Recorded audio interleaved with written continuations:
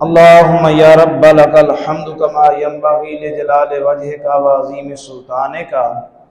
اللهم یا رب لک الحمد کما انت اہلہ وافعل بنا ما انت اہلہ فانک انت اہل التقوی واہل المغفرہ بلغ العلا بکمالہ کشف الدجی بجمالہ حسنت جمیع خصالہ صلوا علیہ وآلہ وصحابہ وبارک وسلم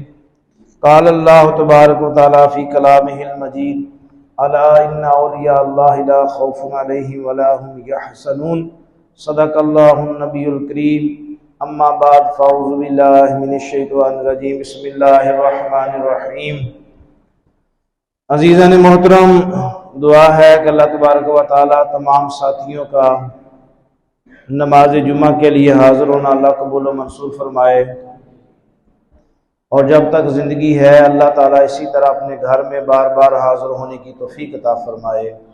اللہ مجھے بھی، اللہ آپ کو بھی اپنے دین سے، اپنے محبوب سے سچی سچی محبت نصیب فرمائے، اور اسی محبت پہ اللہ خاتمہ بالایمان فرمائے۔ میں نے آپ کے سامنے ایک آیت پڑھی، الا ان اولیاء اللہ لا خوف علیہم ولا هم یحزنون، کہ اللہ کے جو ولی ہیں، اللہ کے نیک بندے ہیں، ان کو سوائے اللہ کے کسی کا کوئی ڈر یا خوف نہیں ہوتا۔ اور ایک فرمایا کہ انعمت علیہم، جب آپ اور میں سورۃ فاتحہ پڑھتے ہیں تو یاد رکھیے گا کہ سورۃ فاتحہ جو ہے یہ قرآن